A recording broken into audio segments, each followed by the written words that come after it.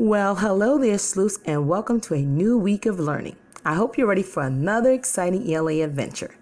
Today's sleuth mission is I can differentiate between the plot and theme of a story.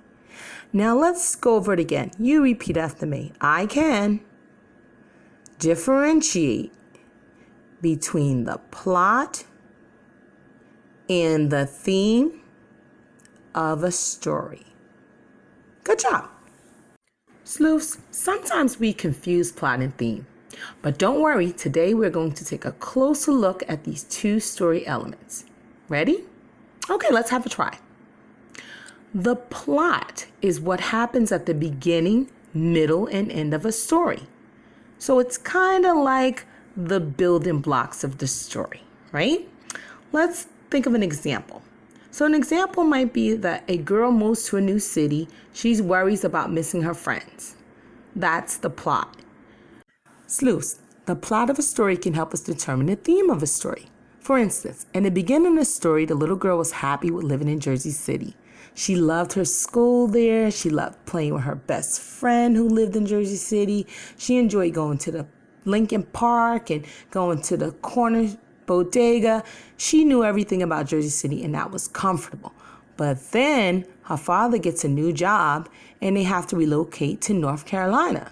She worries herself sick about moving to this new unfamiliar town. Now, the theme of the story can be that change can be hard because we find out that the little girl had difficulty with making a change. The theme of the story can also be that sometimes we worry when we don't need to. Because we might find out at the end of the story, the little girl is very happy and makes new friends in North Carolina. Let's try another example, sleuths. Ready? So we read a story about a little boy who was tired of having training wheels on his bike. So he decides he's going to ride a bike without the training wheels. But he starts to ride his big boy bike and he falls off again and again and again and again until he gets frustrated and decides, I'm just going to put the bike away and never ride it again. But then Grandpa comes along and he has the little boy practice riding his bike over and over again in the parking lot, in the park, and even up and down the street he lives on. Until, guess what? Finally, he rides the bike without the training wheels. Now, sleuths, we can look at this story and say, the theme of the story could be being great at something takes practice, because we find out that after riding the bike several times, the little boy is able to ride his bike successfully. Or the theme could be don't give up, because we learned that, well, if he just put the bike away and never tried it again, he might have never learned to ride a bike. So you see how the plot of a story can help us understand the theme of the story or what the author wants us to learn from the story? You know, the big idea. Now let's practice what we learned about plot and theme using the story Trouble at the Table. You may read along with me, sleuths, as I read aloud. Ready? Let's begin.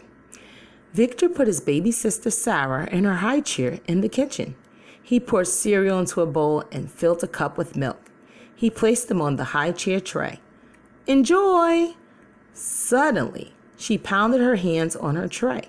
Her cup tipped over, spilling the milk. Cereal flew onto the floor. She laughed the whole time. Victor sprang into action.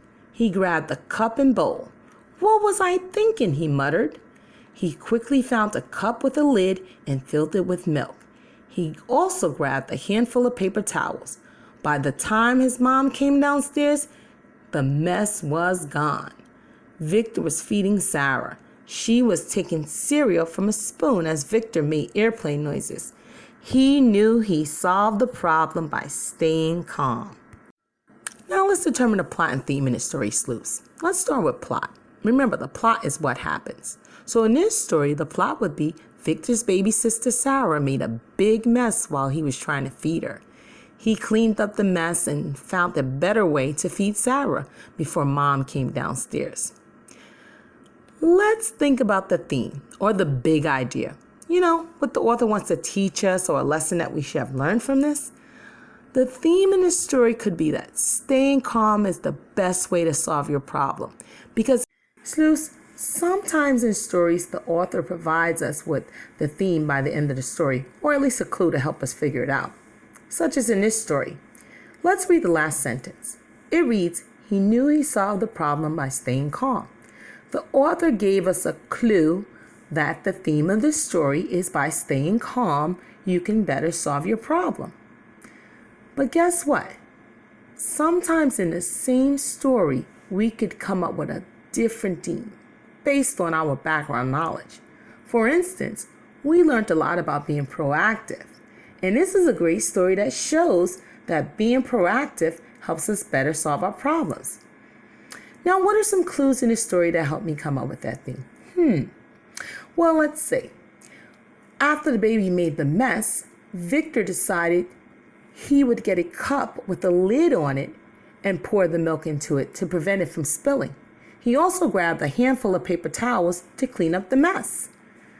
He also came up with a better way of feeding Sarah to keep her entertained by making the airplane noises. Now, Victor was quite proactive because instead of calling Mom down to help him, he took matters into his own hands and he found out that this is a better way. By George Sleuth, I think you're ready to practice plot and theme on your own. I'm going to give you an option. You can read the attached story, Sally and the Wild Puppy. You could select a story from your MyOn library, or you can use a book or story from your home library. Read the story and determine what is the plot, what is the theme. When you're discussing the plot and theme, be sure to use text evidence to support your thinking. Now, sleuths, go off and be great.